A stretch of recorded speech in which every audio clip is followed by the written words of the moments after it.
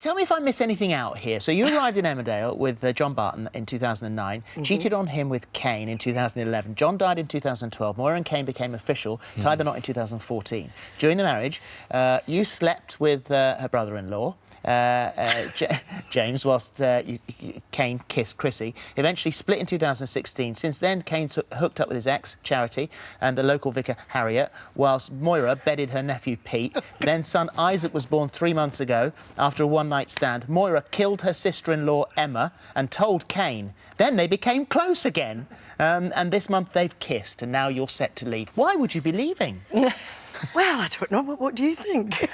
When you put when you hear it all like that, all you could put is like "phew." I'm exhausted. But the thing is, on last night's episode, we saw Faith, who kind of almost sort of pushed her over the edge slightly because she's dealing with so much. Yes, she's struggling with the loss of her daughter, but the guilt of everything she's done. And she's lost Adam now, her son, that she's never going to see again because of you. Yeah. So there's just a lot of guilt, and she's just trying to get away from the whole situation. She feels it's just best for her and Isaac just to get away for a while and reevaluate. So the thing is with Cain, he seems to love Moira more than Moira loves him. For him, you know, there was the big thing with Charity before, but Moira is definitely the love of his life. Yeah. Undoubtedly. Right. And that's why everybody wants to see them together. Yeah, because she's kind of the one woman who seems to kind of tame him, I think, as well, you know. And the amount of crying's interesting as well, because you cried a lot last year, and you know, beautifully, and, you know, sort of you were so good, and it was so emotional. Thank you. So much so that they cut some out of it. Well, I did. Yeah, did you? I just didn't. Sometimes in the script, somebody would say she has to cry. I go, oh, no.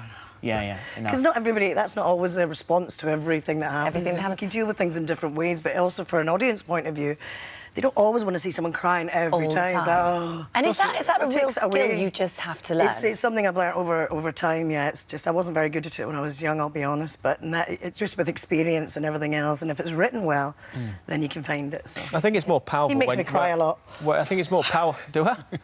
I think it's more powerful. Just in real life, yeah? Yeah.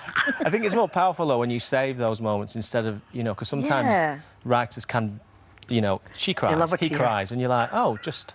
like that, and you've got to make it work. Well, Cain doesn't cry very often. No. And there are.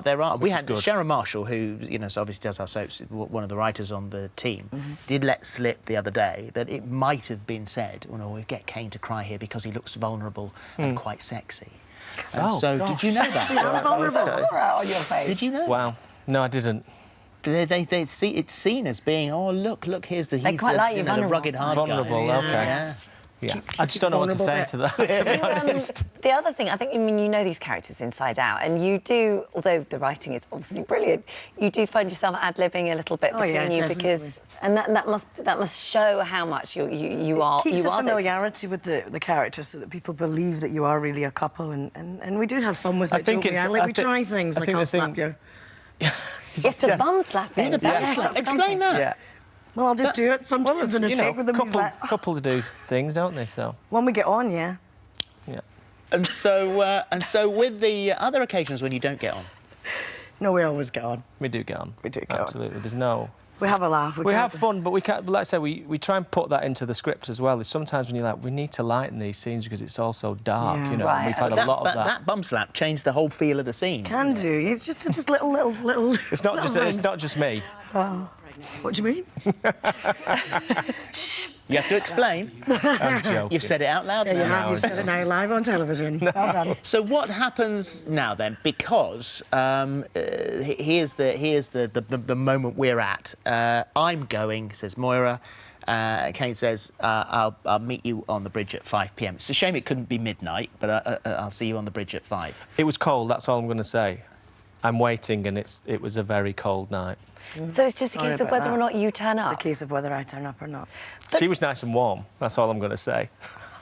Well, we should sort of... Are you on, like, a sort of theatre tour anywhere? We should be sort of working out what you're doing in your... whether or not you've gone, because... No, nothing like that.